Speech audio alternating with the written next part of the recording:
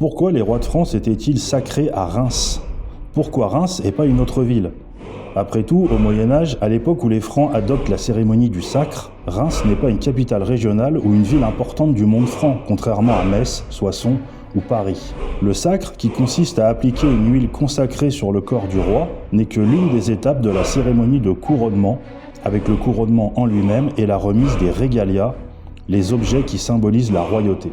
Toutefois, elle est considérée comme l'étape la plus importante de la cérémonie, plus importante que la remise de la couronne elle-même, car le sacre légitime le pouvoir du roi en faisant de lui l'élu de Dieu et le protecteur de l'Église et de ses fidèles.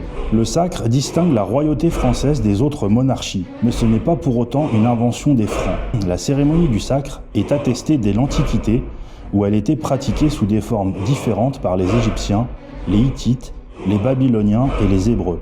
Elle est mentionnée dans l'Ancien Testament, en particulier dans le Livre des Rois. Dans l'Occident médiéval, avant son adoption par les Francs, elle est connue des moines irlandais, sans que l'on sache si un roi irlandais a été sacré, et elle est pratiquée par les Visigoths, chassés de la France actuelle par Clovis après sa victoire à Vouillers en 507. Le premier sacre d'un roi de France a lieu en mars 752, non pas à Reims, mais à Soissons. Il s'agit du sacre de Pépin le Bref. La cérémonie est assurée par les plus grands évêques du royaume.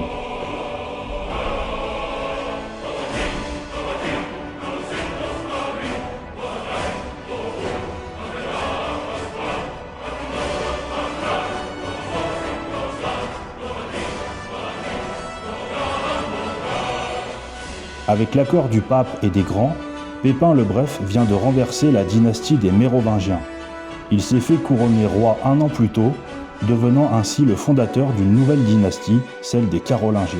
La cérémonie du sacre lui permet de légitimer son coup d'État. Pour que tous ses sujets sachent que Dieu et la papauté sont bien à ses côtés et soutiennent son pouvoir, il est à nouveau sacré des mains du pape Étienne II, avec ses deux fils, Carloman et Charles, futur Charlemagne. La cérémonie se déroule à Paris dans l'abbaye de Saint-Denis le dimanche 28 janvier 754.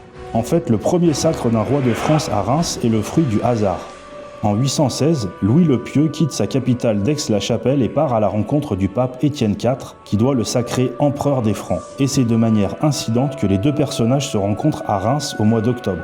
La cérémonie a lieu dans la cathédrale Notre-Dame de Reims, pas celle que l'on connaît aujourd'hui et qui date du XIIIe siècle, mais dans la première cathédrale construite à Reims au Ve siècle, là où fut baptisé Clovis, le premier roi des Francs, des mains même de l'archevêque Rémy. La fixation de la cérémonie du sacre à Reims et l'instauration d'un rituel plus complexe et solennel est l'œuvre d'Hincmar, archevêque de Reims au IXe siècle, qui entretient la confusion entre l'onction du sacre et l'onction du baptême de Clovis effectuée par son prédécesseur Rémy. Très cultivé, grand juriste et conseiller du roi Charles le Chauve, Hincmar revendique l'exclusivité de la cérémonie du sacre pour sa cité et son archevêché. Le fait que Clovis ait été baptisé à Reims ne suffit pas à justifier que le sacre du roi des Francs doive se tenir en ce lieu. Il faut quelque chose de plus, un signe, un symbole. En 869, Hincmar n'a aucune difficulté à convaincre Charles le Chauve, dont il est le conseiller, à se faire sacrer en la cathédrale de Reims. Peu de temps avant la cérémonie, les clercs font une étonnante découverte. Dans la tombe de Saint-Rémy, ils trouvent un petit récipient contenant de l'huile. Hincmar est le premier à rapporter la légende du Saint Crème de la Sainte Ampoule.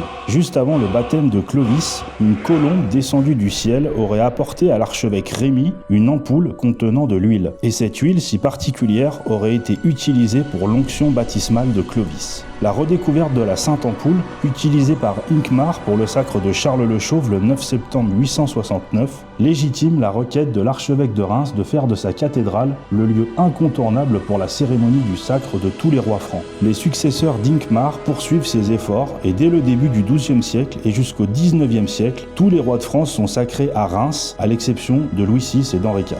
Dès lors, le roi de France pouvait être couronné n'importe où, mais il devait se faire sacrer à Reims pour assurer sa légitimité et confirmer à ses sujets qu'il était bien l'élu de Dieu. Le dernier sacre d'un roi de France à Reims fut celui de Charles X, le 29 mai 1825.